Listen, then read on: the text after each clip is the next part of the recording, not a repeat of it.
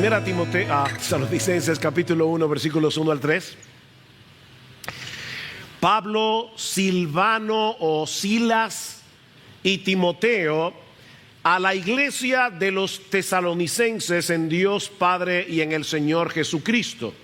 Gracia a vosotros y paz. Siempre damos gracias a Dios por todos vosotros, haciendo mención de vosotros en nuestras oraciones, teniendo presente sin cesar delante de nuestro Dios y Padre vuestra obra de fe, vuestro trabajo de amor y la firmeza de vuestra esperanza en nuestro Señor Jesucristo. Mis hermanos, ¿cuáles son las evidencias de que Dios está obrando en una iglesia? Déjenme plantear esta pregunta en una manera más específica, más concreta. ¿Cómo podemos evaluar si Dios está obrando en nuestra iglesia? En Iglesia Bíblica del Señor Jesucristo. Lamentablemente, muchas veces nos valemos de criterios inadecuados para responder esta pregunta. Por ejemplo, tenemos la tendencia a pensar que si una iglesia tiene una asistencia numerosa los domingos o tiene muchos ministerios y actividades disponibles para suplir las diversas necesidades de la membresía, Dios tiene que estar obrando en esa iglesia. Y aclaro, no es que haya nada de malo en que una iglesia crezca numéricamente. Ojalá que esta iglesia esté hasta rebosar. No es que haya nada de malo en el hecho de que una iglesia tenga muchos ministerios. Lo que estamos diciendo, mis hermanos, es que ninguna de esas cosas en sí mismas es una evidencia de la obra de Dios en una iglesia. De hecho, ni siquiera tener buena doctrina es una evidencia. A pesar de la enorme importancia que esto tiene. Mis hermanos, una iglesia puede mantener su ortodoxia y estar en un proceso de declive espiritual. Eso lo vemos claramente en la carta que el Señor Jesucristo le envió a la iglesia en Éfeso, en Apocalipsis capítulo 2. Era una iglesia celosa doctrinalmente hablando, pero habían abandonado su primer amor. Era una iglesia en declive. ¿Cómo podemos evaluar si Dios está obrando en una iglesia? Bueno, esa es la pregunta que queremos responder en esta mañana al continuar con nuestra serie expositiva en la primera carta de Pablo a los tesalonicenses. Como vimos el domingo pasado, al iniciar esta serie, el Señor había hecho una obra sorprendente en la ciudad de Tesalónica durante el segundo viaje misionero de Pablo. A pesar del corto tiempo que duró su ministerio allí, probablemente un mes, 2 meses, 3 meses, no sabemos. A pesar de la intensa persecución que se levantó contra ellos, muchos hombres y mujeres se convirtieron en la ciudad de Tesalónica. Y esta iglesia vino a ser un ejemplo, vino a ser un modelo a imitar para muchas otras iglesias en la región. Vean una vez más lo que dice el versículo 7, de manera que llegasteis a ser un ejemplo de todos los creyentes en Macedonia y Acaya, porque saliendo de vosotros la palabra del Señor ha resonado, no solo en Macedonia y Acaya, sino que también por todas partes vuestra fe se ha divulgado. ¿Qué era lo que hacía de esta iglesia un modelo a imitar? ¿Qué era lo que evidenciaba la obra de Dios en medio de ellos? Bueno, por lo menos 2 cosas. Y debo aclarar que pudiéramos decir muchas otras acerca de esta iglesia, pero yo creo que estas 2 son esenciales. ¿Cómo sabemos que Dios estaba obrando en la iglesia de los tesalonicenses? ¿O cómo sabemos que Dios está obrando en nuestra iglesia? Bueno, primera respuesta: porque la iglesia en Tesalónica estaba compuesta por personas genuinamente convertidas. Bueno, pastor, pero ¿y no se supone que toda iglesia de Cristo esté compuesta por personas genuinamente convertidas? Bueno, sí es lo que se supone, pero lamentablemente no siempre es así. Mis hermanos, ¿saben por qué no nos parece tan extraordinario? De manera que podamos decir, wow, Dios está obrando en esta iglesia porque la gente que asiste allí, los miembros de esa iglesia están convertidos. La razón por la que no vemos eso como algo tan extraordinario es, primero, porque tendemos a asumir que todo el que es miembro de una iglesia, sobre todo de una iglesia sana doctrinalmente, es un verdadero cristiano. Y en segundo lugar, porque no estamos tan apercibidos del milagro tan portentoso que es la conversión. Vean una vez más el versículo 1. Pablo, Silvano y Timoteo. Aquí está como Pablo describe esta iglesia.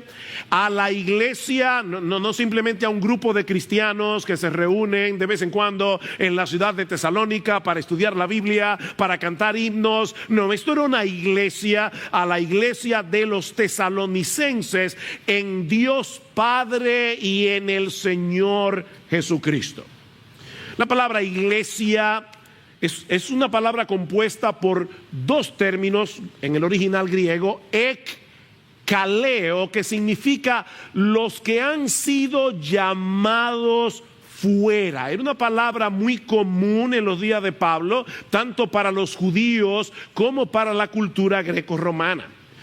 Había una versión del Antiguo Testamento que fue traducida del hebreo al griego, donde la palabra eclesía era usada para referirse a la asamblea general del pueblo de Israel. De manera que Pablo está identificando la iglesia aquí como el pueblo de Dios del nuevo pacto. La iglesia es el Israel de Dios del nuevo pacto. Pero por otra parte, en la cultura greco-romana, la eclesía era la asamblea de ciudadanos que tenían derecho a voto y que se reunían para tratar los asuntos concernientes a la política de la ciudad. La eclesía era una asamblea debidamente convocada con un propósito. De manera que cuando Pablo hablaba de la eclesía en Tesalónica, estaba usando un término que era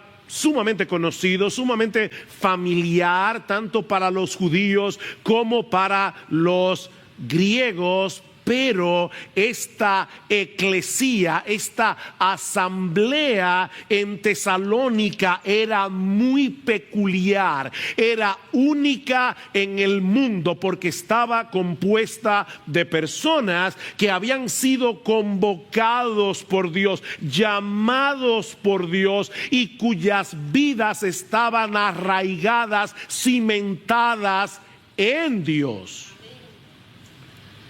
Esta era la iglesia de los tesalonicenses, y eso llama la atención porque en casi todas las cartas de Pablo él mencionaba la ciudad, la iglesia de Dios que está en Corinto, la iglesia de Dios que está en Filipos, pero esta era la iglesia de los tesalonicenses en Dios Padre y en el Señor Jesucristo. Mis hermanos, la iglesia no es simplemente un grupo de hombres y mujeres que poseen algunas creencias comunes y que se reúnen de vez en cuando para llevar a cabo ciertas ceremonias y rituales religiosos. No, la iglesia es una asamblea de personas que han sido llamados por Dios para salir fuera del mundo, para dejar de pertenecer al sistema de este mundo y pertenecer únicamente a Él. La iglesia está compuesta por hombres y mujeres que pertenecen a otro reino, hombres y mujeres que pertenecen a otra ciudadanía, hombres y mujeres que tienen otro rey llamado Jesús. Eso es la iglesia.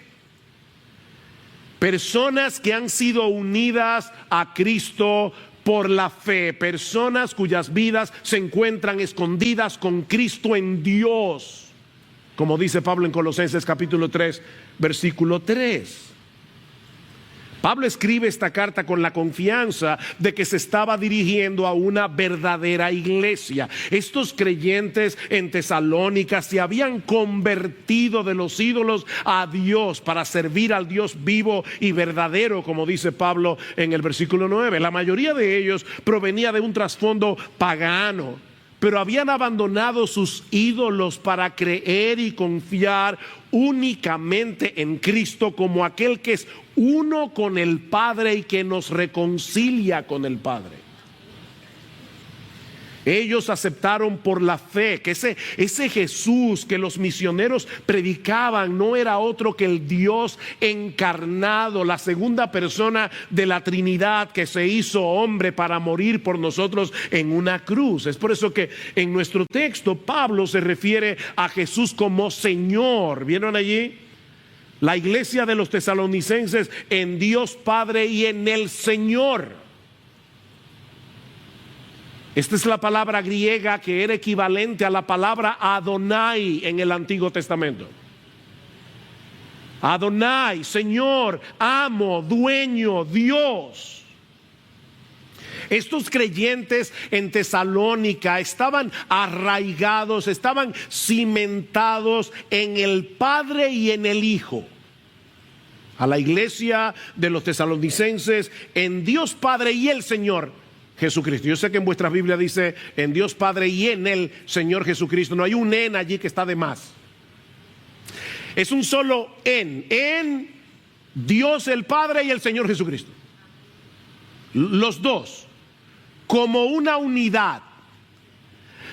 Miren, mis hermanos, en las dos cartas, y yo espero que ustedes hayan desayunado bien y dormido bien, pero en las dos cartas que Pablo escribió a los hermanos de Tesalónica, él insiste en esa unidad esencial que existe entre el Padre y el Hijo. Por ejemplo, en primera los Tesalonicenses capítulo 3 versículo 11, y ahora voy a citar la Reina Valera porque tiene una mejor traducción, una traducción más literal de este versículo. Pablo dice, escuchen esto: mas el Dios y Padre nuestro y nuestro Señor Jesucristo. ¿Cuántos sujetos hay ahí? Dos. Más el mismo Dios y Padre y nuestro Señor Jesucristo dirija en singular nuestro camino a vosotros. Dos sujetos seguidos por un verbo singular. ¿Es esto un error ortográfico? No, es una verdad teológica. Más adelante, en 2 Tesalonicenses capítulo 2 versículo 16, Pablo vuelve y hace lo mismo. Era intencional, solo que en esta ocasión invierte las personas, y que nuestro Señor Jesucristo mismo y Dios nuestro Padre, que nos amó y nos dio consuelo eterno y buena esperanza por gracia, consuele, singular, vuestros corazones y os afirme, singular, en toda obra y palabra buena. Niños, jóvenes, jovencitos, esto es como escribir: yo espero que Juan y María te visite este fin de semana. Ahí hay un error ortográfico, porque Juan y María son dos personas. Debería decir: yo espero que Juan y María te visiten este fin de semana. Pero en estos casos era perfectamente apropiado lo que Pablo estaba escribiendo, porque el Padre y el Hijo son uno, dos personas divinas, pero un solo Dios. ¿Y saben por qué Pablo escribe así? Porque seguramente él no creía que los hermanos de la iglesia en Tesalónica iban a pensar: ay, Pablo cometió un error ortográfico. No, estos hombres y mujeres en Tesalónica habían abandonado su idolatría porque el Dios vivo y verdadero les había abierto los ojos del entendimiento para confiar en Jesús como el Dios encarnado que murió por nuestros pecados. Eso es un milagro portentoso. Mis hermanos, la iglesia no es un club social al que nosotros podemos entrar llenando una solicitud. Es un milagro ser parte de la iglesia. Dios tiene que llamarnos de la muerte a la vida para ser parte de la iglesia. Dios tiene que abrirnos los ojos para ser parte de la iglesia. Dios tiene que regenerarnos para ser parte de la iglesia. Dios tiene que darnos nueva vida en Cristo para ser parte de la iglesia. Eso es un milagro. De hecho, escribiendo a los Efesios, Pablo les dice que él oraba por ellos. ¿Y qué pedía Pablo por los efesios? Mi oración es que los ojos de vuestro corazón sean iluminados para que sepáis cuál es la esperanza de su llamamiento, cuáles son las riquezas de la gloria de su herencia en los santos. Y ahora escuchen, y cuál es la extraordinaria grandeza de su poder para con nosotros los que creemos conforme a la eficacia de la fuerza de su poder, el cual obró en Cristo cuando le resucitó de entre los muertos. ¿Ustedes están oyendo lo que Pablo está diciendo aquí? Pablo está diciendo creer no es un asunto natural. Hay personas que dicen, bueno, a la larga nosotros ejercemos fe todo el tiempo. Cuando tú te vas a operar y te ponen una anestesia y te duermen, tú estás confiando, tú estás depositando tu fe en el médico que te está operando. Bueno, eso es algo grande, pero no es sobrenatural. Para yo poder creer en Cristo, el poder que resucitó de los muertos a Jesús tuvo que resucitarme a mí. Amén. Y a ti. Es un milagro, es sorprendente ser parte de la iglesia. Y de paso no debemos perder de vista lo que esto revela con respecto a la obra de Dios en el escritor de esta carta. ¿Quién escribe esta carta? El apóstol Pablo. ¿Y quién era Pablo? Bueno, Pablo era un judío que perseguía a los cristianos porque él estaba completamente convencido de que Jesús era un impostor. Hasta que en el camino a Damasco, ese mismo Jesús le abrió los ojos a Pablo para que se diera cuenta que ese Jesús al que tanto aborrecía era Dios. ¿Recuerdan la conversación en Damasco o en el camino a Damasco? Saulo, Saulo, ¿por qué me persigues? Él dijo, ¿quién eres, Señor? ¿Quién eres, Adonai? ¿Quién eres, Curios? Porque yo estoy persiguiendo a estos cristianos por amor a ti, oh Dios. ¿Quién eres tú entonces? Y él responde, yo soy Jesús, a quien tú persigues. Dura cosa te es dar cosas contra el aguijón. Él, temblando y temeroso, dijo, Señor, Curios, Adonai, Señor mío y Dios mío, ¿qué tú quieres que yo haga? ¿Se dan cuenta? Por el poder del evangelio, Dios convierte a paganos y a perseguidores en cristianos. Y todo a eso por el puro afecto de su voluntad. De ahí las palabras de bendición que Pablo pronuncia sobre esta iglesia, la iglesia de los tesalonicenses, en Dios Padre y en el Señor Jesucristo. Gracia a vosotros y paz. La gracia es ese aspecto bondadoso del carácter de Dios que lo mueve a favorecer a personas que merecen todo lo contrario. Hay personas que dicen, la gracia es un favor inmerecido. No, eso es misericordia. La gracia es mucho más que eso. Si tú vas por la calle y te encuentras con un pordiosero y ese pordiosero te pide que tú lo ayudes y tú le das una moneda, eso es misericordia. Pero si ese individuo había entrado en tu casa la noche antes, se había robado muchas cosas de tu casa y para colmo de males le había hecho daño a tu esposa y al otro día tú lo favoreces, eso es gracia. No es simplemente un favor inmerecido, es un favor que tú le concedes a una persona que merece totalmente lo contrario. Eso es gracia. Dios nos salvó por su gracia, por medio de Cristo. Y es por esa misma gracia que Él continúa bendiciéndonos en Cristo todos los días de nuestras vidas. Y el resultado de esa gracia es paz.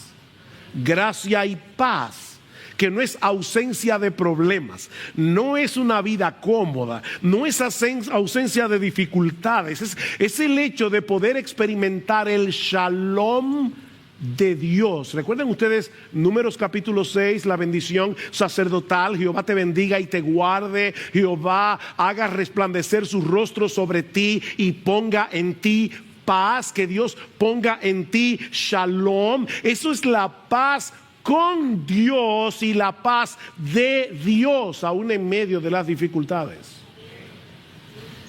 Dios nos reconcilió con Él al perdonar todos nuestros pecados, al aceptarnos en su familia, en la familia de la fe, de manera que ahora tú y yo podemos experimentar el bienestar de saber que el Dios del cielo ha dejado de ser nuestro juez para venir a ser nuestro Padre.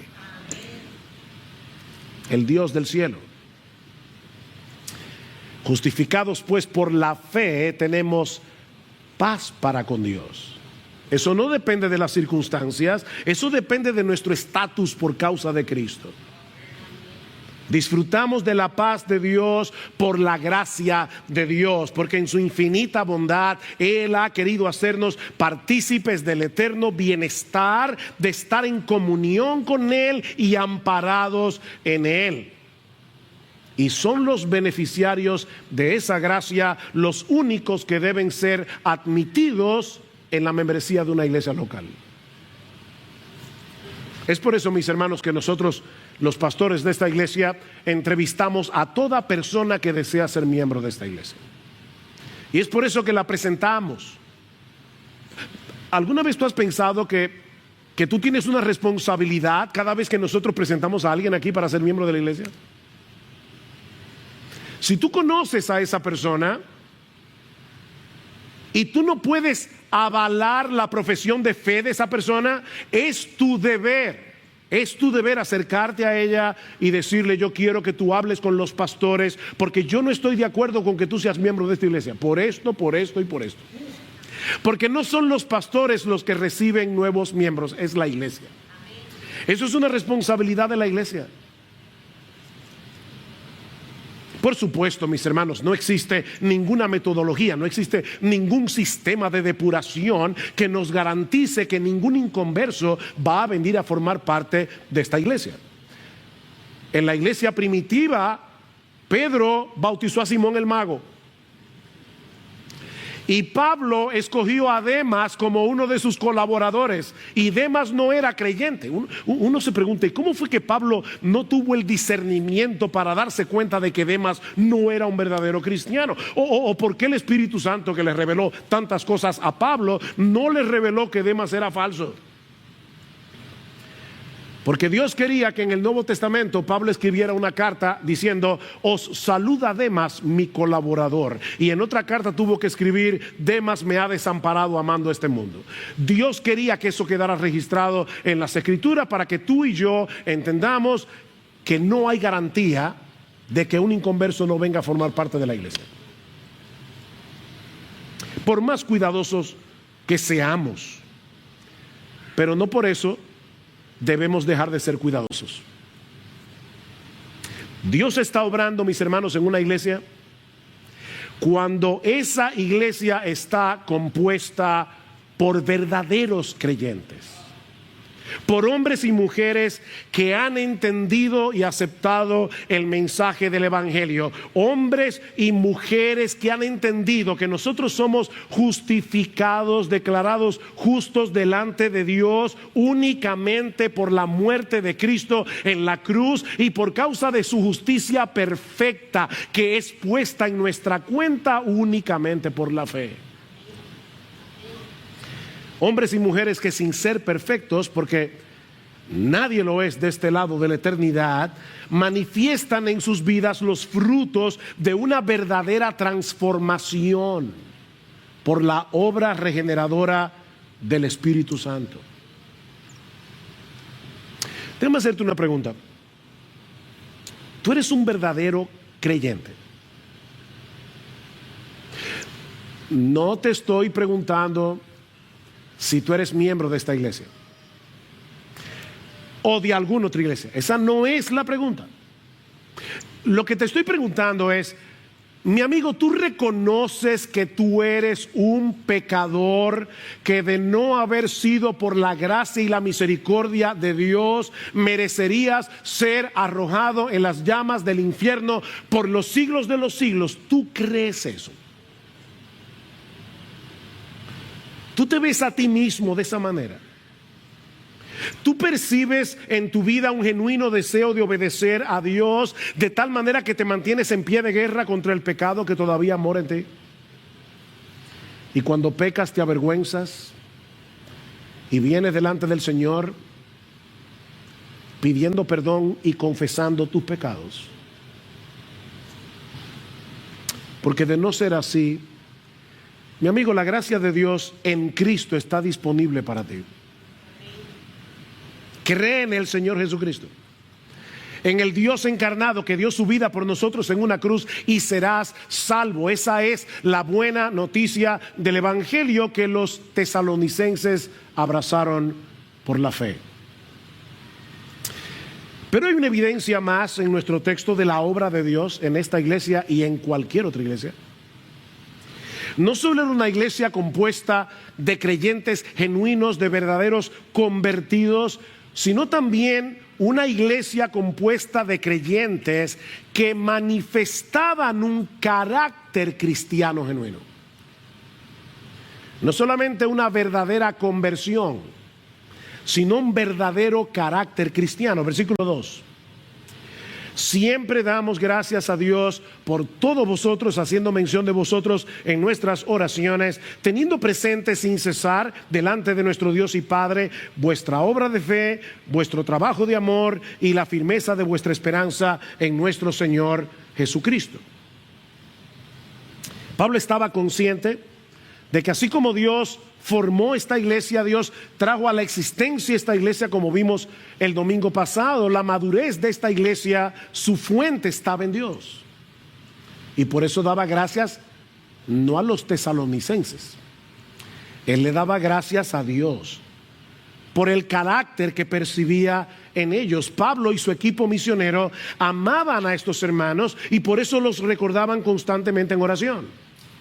Siempre damos gracias a Dios por todos vosotros, haciendo mención de vosotros en nuestras oraciones, teniendo presente sin cesar. Constantemente Pablo oraba por estos hermanos. Pablo tenía ojos para ver las marcas de crecimiento espiritual en la vida de estos hermanos. Es por eso que su vida de oración se caracterizaba por la gratitud.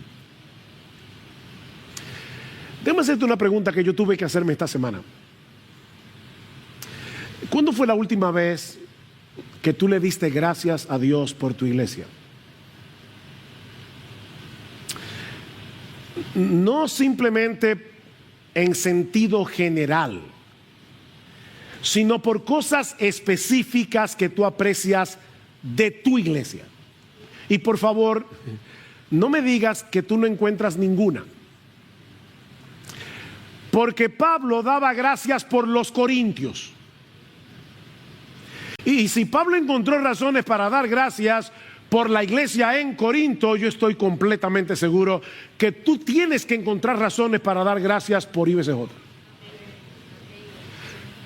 Pero qué tan constante, porque Pablo dice, constantemente los recuerdo y constantemente le doy gracias a Dios por ustedes. ¿Qué tan frecuentemente tú te encuentras a ti mismo dándole gracias a Dios por tu iglesia? Y no olvides que la iglesia no es un edificio, la iglesia no es una institución, la iglesia son personas. Señor, gracias por el hermano fulano de tal. Gracias por la hermana tal.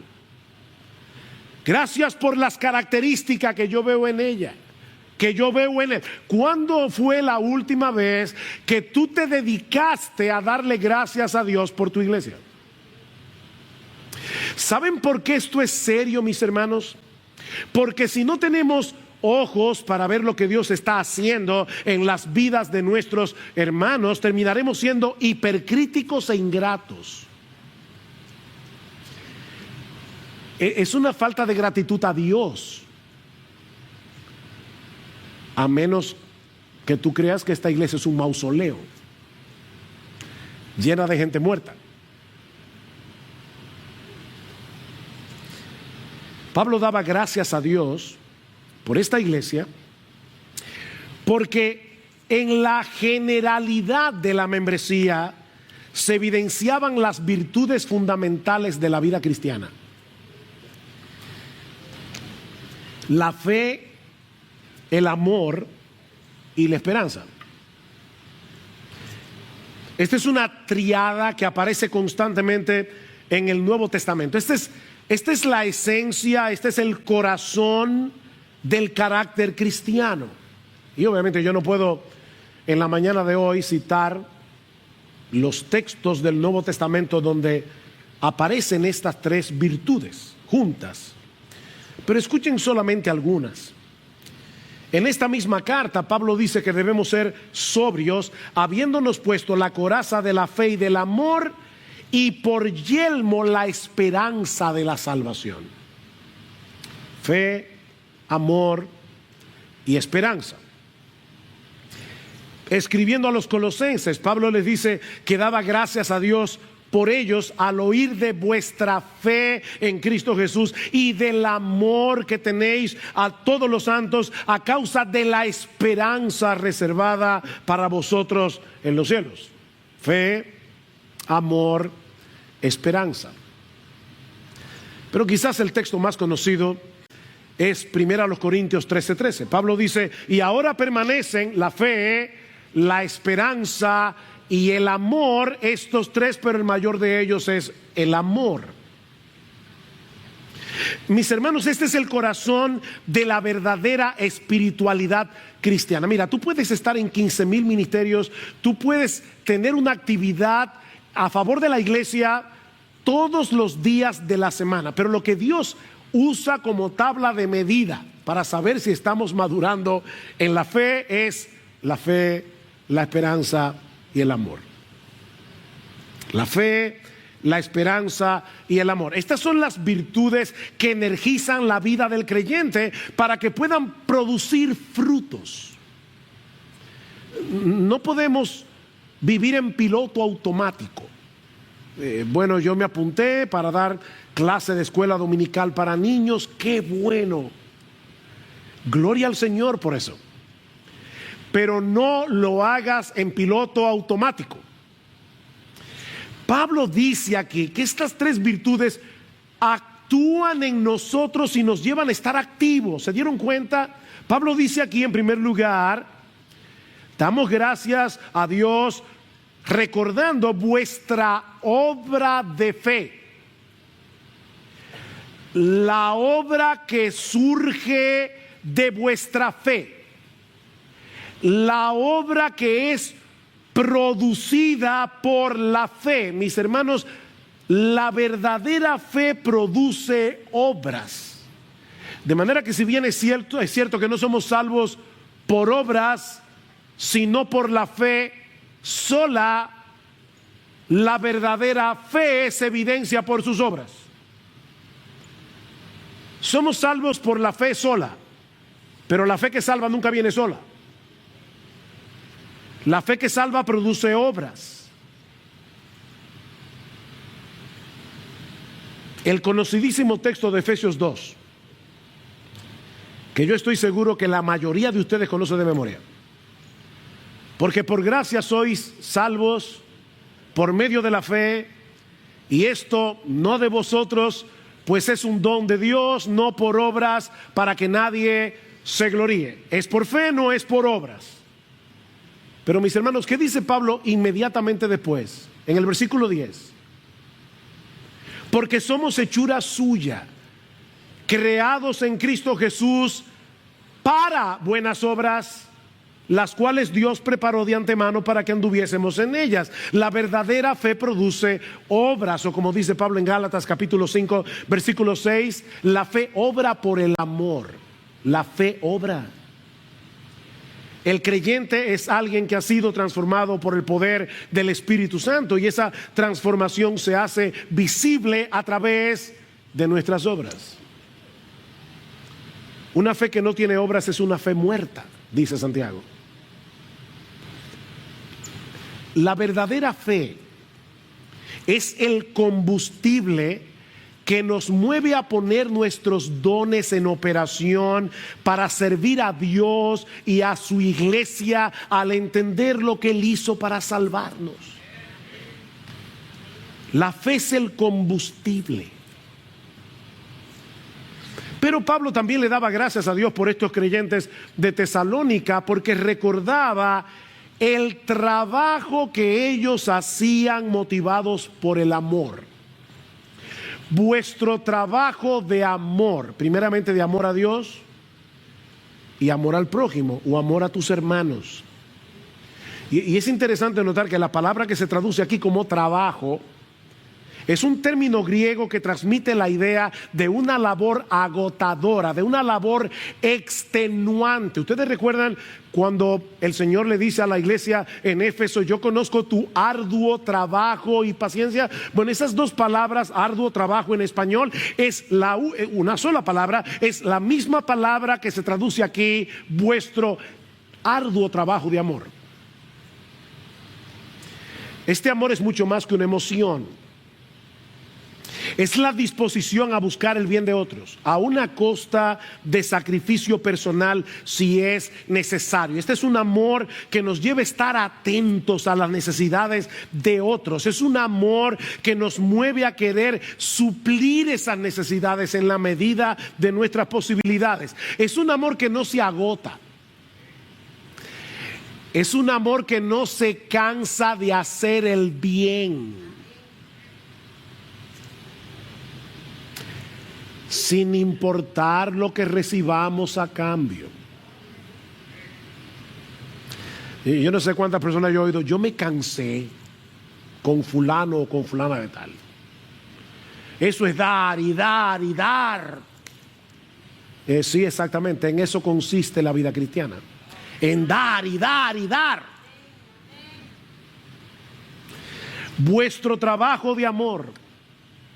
Mis hermanos, esta es una virtud en la que nunca debemos dejar de crecer. De hecho, es interesante notar que estos creyentes de Tesalónica, a quienes Pablo les dice: nosotros recordamos en oración vuestro trabajo de amor, luego Pablo les dice que él ora por ellos para que sigan creciendo en amor. Versículo 9 del capítulo 4 dice: mas en cuanto al amor fraternal, no tenéis necesidad de que nadie os escriba, porque vosotros mismos habéis sido enseñados por Dios a amaros unos a otros, porque en verdad lo practicáis con todos los hermanos que están en toda Macedonia. Bueno, Pablo, siéntete satisfecho. No. Pero os instamos, hermanos, a que abundéis en ello más y más. O sea, la gente que te conoce debería pensar: oye, pero la verdad es que fulano es un tipo amoroso. La verdad es que la hermana tal es una hermana amorosa. Pero si te ven dentro de un año, esas personas deberían decir: wow, yo creía que este hermano, esta hermana eran amorosos, pero ahora abundan más en amor. Eso es lo que Pablo quiere para estos creyentes. que ustedes abunden en amor. Hay un libro de autoayuda que lleva como título, y eso me llama la atención, Mujeres que aman demasiado. ¿Lo han visto en las librerías? Yo no sé de qué se trata porque no lo he leído. Me imagino que la autora, creo que es una mujer, está tratando con ese amor enfermizo que algunas mujeres tienen por sus esposos o por sus hijos. Pero déjeme decirle algo, cuando se trata del amor verdadero, nunca es demasiado. Nunca el amor es demasiado. Porque nuestra medida de amor es Jesucristo.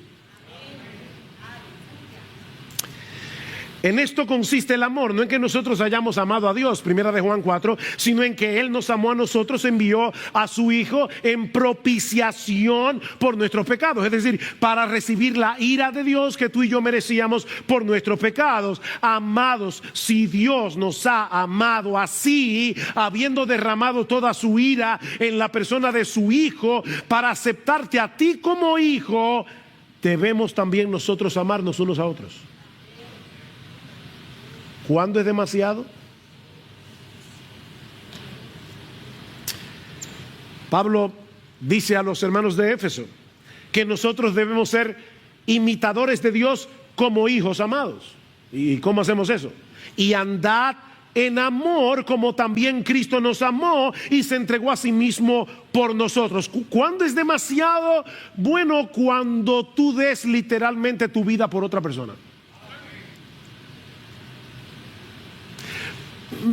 Mira qué sencillo, mientras tú no llegues ahí, no es demasiado. Porque eso fue lo que Jesús hizo por nosotros. Y ahora yo te pregunto, mi hermano, mi hermana, ¿es ese amor evidente en tu vida? No te estoy preguntando si los hermanos de la iglesia te están amando así. Qué bueno que se está predicando de eso. Porque yo sí que he sufrido la falta de amor. No, espérate. Por favor, sácate eso de la cabeza. La pregunta no es si los hermanos de esta iglesia te están amando así. Esa no es la pregunta. La pregunta es, ¿tú percibes esa clase de amor en tu vida hacia otras personas?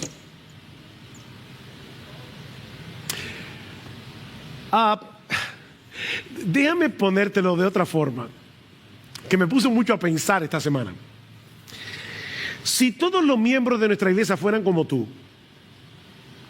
Pablo habría podido expresar por nosotros la misma gratitud que manifestó por los creyentes de Tesalónica. Escucha la pregunta: si todos los miembros de esta iglesia fueran como tú o como yo tuve que plantearme esta pregunta, ¿Pablo le daría gracias a Dios por Iglesia Bíblica del Señor Jesucristo por vuestro trabajo de amor?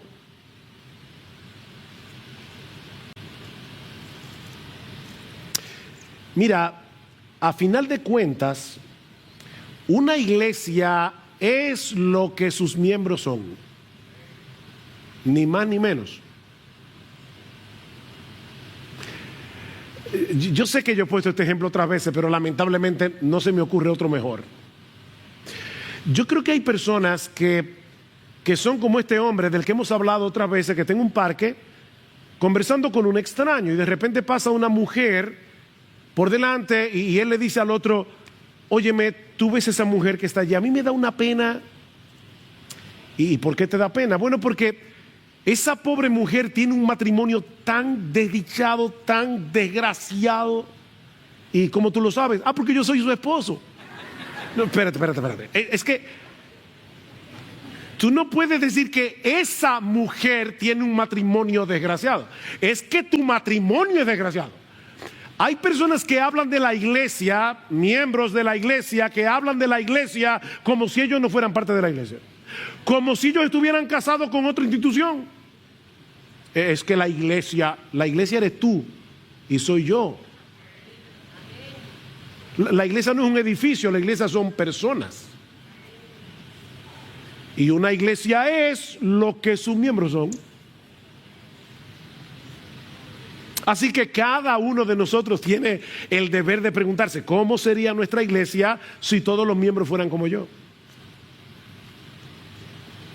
Si en todos se hiciera palpable la misma obra de fe y el mismo trabajo de amor que se hace palpable en mi vida, ¿cómo sería la iglesia?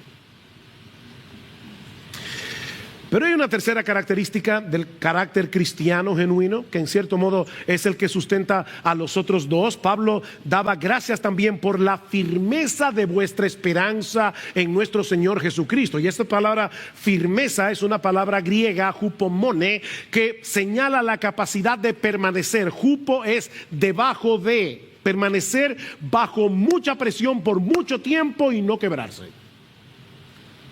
Podemos traducirla como resistencia o perseverancia, no resignación. Pablo no está hablando de resignación, Pablo está hablando de la capacidad de perseverar. Estos creyentes en Tesalónica estaban experimentando mucha oposición, pero no habían claudicado en su fe, ni habían dejado de amarse unos a otros en una forma sacrificial. Porque ellos miraban con esperanza hacia el futuro, ellos miraban con esperanza hacia la venida de Cristo. Recuerden cómo Pablo los describe: ustedes se convirtieron de los ídolos a Dios para servir al Dios vivo y verdadero y para esperar de los cielos a su Hijo. Ellos se habían convertido para esperar la segunda venida. Mis hermanos, es imposible perseverar en la vida cristiana manteniéndonos fieles y fructíferos con el paso de los años si no vivimos a la luz de esa esperanza bienaventurada, como le llama Pablo en Tito capítulo 2, versículo 13. Es una esperanza bienaventurada. Cristo viene, mis hermanos. Es esta esperanza la que hace posible que nosotros sigamos perseverando en medio de un mundo que se opone a nuestra fe. Porque nosotros sabemos que esta vida es fugaz, que lo que nos espera es 1000 veces más glorioso. Mis hermanos, nuestras vidas se dirigen con toda certeza a un futuro glorioso que hace que valga la pena seguir corriendo la carrera, sin importar los obstáculos que tengamos que encontrar en el camino. Pablo dice en Romanos capítulo 8, versículo 18, pues tengo por cierto, no es una mera suposición, no es, yo espero que al final pase algo. No. Yo tengo por cierto que las aflicciones del tiempo presente no son comparables con la gloria venidera que en nosotros ha de manifestarse. ¿Tú tienes esa esperanza? Nos espera la gloria cuando Cristo vuelva. ¿Es esa esperanza la que alimenta y fortalece nuestra fe? ¿Es esa esperanza la que energiza nuestro amor? Pablo dice a los colosenses: damos gracias a Dios por el amor que tenéis a todos los santos a causa de la esperanza. ¿Saben lo que hace la falta de esperanza? Nos vuelve egoístas. Cuando yo no estoy mirando lo que me espera en el futuro, oye como yo pienso, esta es la psicología de la desesperanza. Si yo no cuido de mí, nadie lo hará. Pero cuando yo sé que a mí me espera la gloria, cuando Cristo regrese en gloria, yo puedo dedicarme tranquilamente a servir a otros porque mi esperanza está en el futuro. El amor que es producido por la esperanza. Mis hermanos, no se puede vivir la vida cristiana en piloto automático. Las obras del cristiano surgen de la fe, el trabajo sacrificial surge del amor y nuestra perseverancia de nuestra esperanza. Estas virtudes son regalos de Dios, producidas por la obra de su Espíritu en nosotros en la regeneración. Pero somos tú y yo los que ejercemos estas virtudes. Nadie cree por ti ni por mí, Somos nosotros los que ejercemos fe, somos nosotros los que decidimos amar, somos nosotros los que aguardamos con esperanza la segunda venida en gloria de nuestro gran Dios y Salvador Jesucristo. Así que Dios está obrando en una iglesia cuando sus miembros manifiestan los frutos de una conversión genuina, cuando sus miembros manifiestan en una forma creciente estas virtudes que conforman el verdadero carácter cristiano. Es por eso que todo creyente debería anhelar de todo corazón que esas evidencias sean claramente visibles en su propia iglesia local, comenzando por ti, comenzando por mí. Recuerda, una iglesia será lo que sus miembros son, ni más ni menos. Pero no quisiera terminar sin traer a colación que la vida cristiana práctica de la que hemos estado hablando hoy es una responsabilidad dependiente, como dice Jerry Bridges. Una responsabilidad dependiente. ¿Quién es responsable de crecer en fe, en amor y en esperanza? Nosotros somos responsables. ¿Tenemos la capacidad de crecer en fe, en amor y esperanza? No. ¿Qué hacemos? Vivir en dependencia del Señor. Porque solo su obra en nosotros, por su Espíritu, puede ayudarnos a crecer en fe, en esperanza y en amor. Es una responsabilidad dependiente. Nosotros no podemos crecer en estas virtudes en nuestras propias fuerzas, no podemos.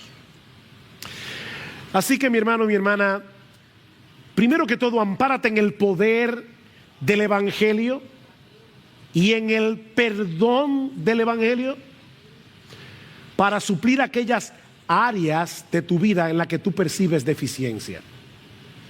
Y si tú eres como yo estoy seguro que tú no puedes haber escuchado todo lo que hemos dicho hoy y que tú no te hayas sentido deficiente. No, somos deficientes. Somos deficientes.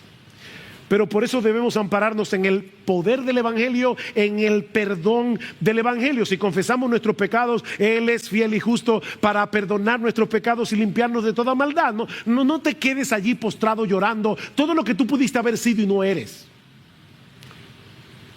No, mi hermano.